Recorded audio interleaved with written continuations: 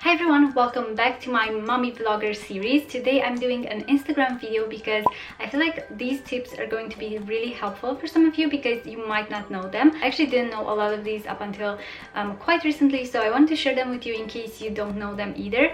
Now these tips are obviously for someone who is trying to grow their Instagram account or their YouTube channels. If you're just a regular Instagram poster, then you might not be interested in these, but if you're looking to grow a business, then these might be really useful for you, so stay tuned. Let me know if you guys already knew these hacks and if there are any that you didn't know. Yeah, so let's go ahead and jump right into the Instagram hacks that I think you don't know. Number one is how to get paragraphs into your captions. I know if you've been looking through your Instagram feed, you might see some people posting their captions and they have beautiful paragraphs and they have like a space between them, and if you've tried to do that yourself, if you just type like an enter, it will not show up in the Instagram caption, it will just kind of cut it off. So some people use like a dot in between paragraphs to make them stand out more. Some people use like different characters, but I have a tip for you on how to do that without any type of symbols. So you just have like a beautiful white line between your paragraphs. It's really nice to read, and I feel like sometimes when you have a longer caption, this will really help improve the readability because it will just be easier to follow if it's broken down into paragraphs rather than if it's like a huge block of text. So what I use for this is actually a website that I've heard about. I will leave a link down below to that website, and you can just go into that website. It looks a little bit sketchy when you first go in, I'm not gonna lie, but it does work. So you just go in there and you copy your caption into that white little box. You just put your caption in there, add the paragraphs and everything, just make it look however you want it to look, and then you can just copy that, paste it into your Instagram, and that's it. So yeah, it's super simple, and you can just use that whenever you have like a longer caption that you want to kind of break off into paragraphs. Number two is how to use your hashtags.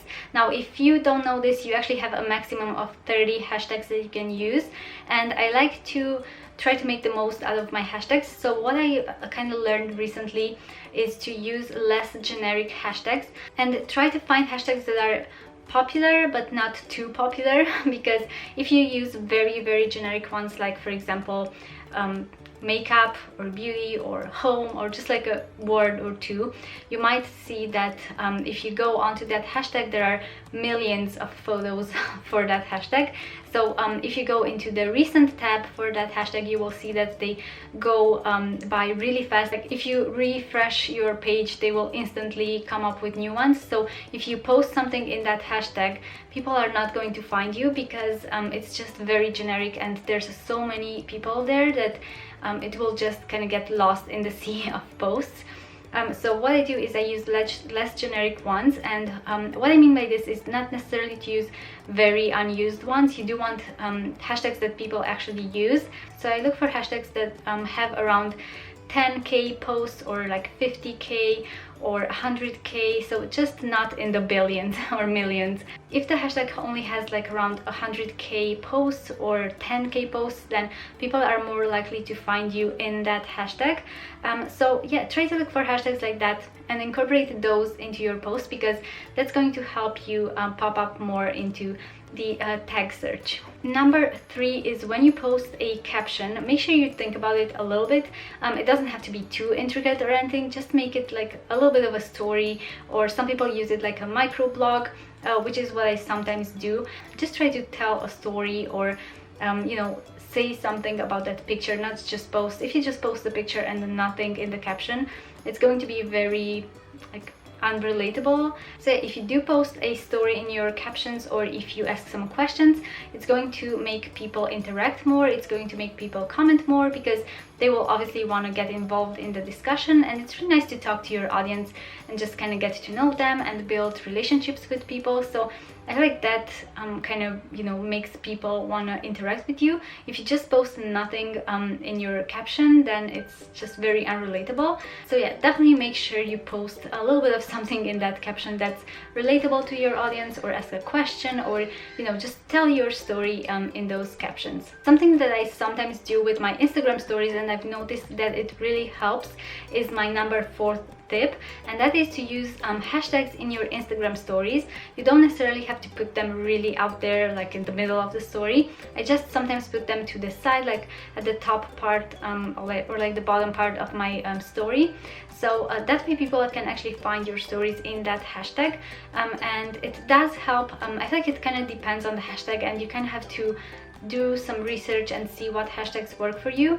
But I have found, for example, I've gotten a lot of views on my stories from hashtags like toddler meal ideas or toddler activities, or sometimes from IKEA home. So just try to do your research and find tags that are good for your stories and for what you're trying to say, and that way if you add hashtags like that, it will really help you know, kind of build your audience on your stories and also bring more people to your stories as well. Number 5 is how to add highlight covers without spamming your stories.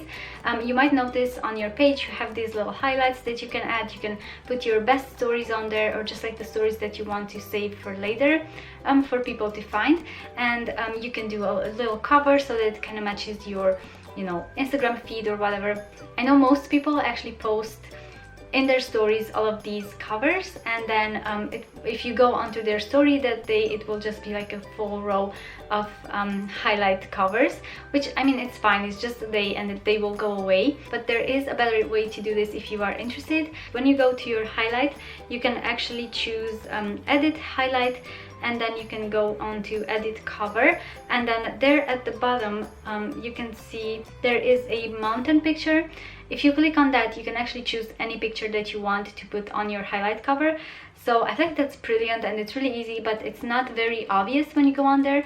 Yeah, a lot of people don't know this, but it's actually really easy to change your highlight cover without spamming your stories with that. Number 6 is something called LFTTT. That is for posting across different platforms. What I use this for is to post my Instagrams onto my Twitter. Now, I'm not really too active on Twitter, but I do like to post whatever I post on Instagram, because I feel like it can kind of translate into there. But if you just put the automatical one on your Instagram when you post your picture, for example, if you just take the post to Twitter, it will automatically post, which is fine, but it will only show a caption. It will not show the picture itself. What LFTTT does is it will post your Instagram picture with the caption onto your Twitter. It just makes it more interesting to your audience. So I feel like it's a really handy app that you can use, and it's free. So if you want to know how to post your Instagram pictures directly onto your Twitter, you can just use that, and it's just automatic.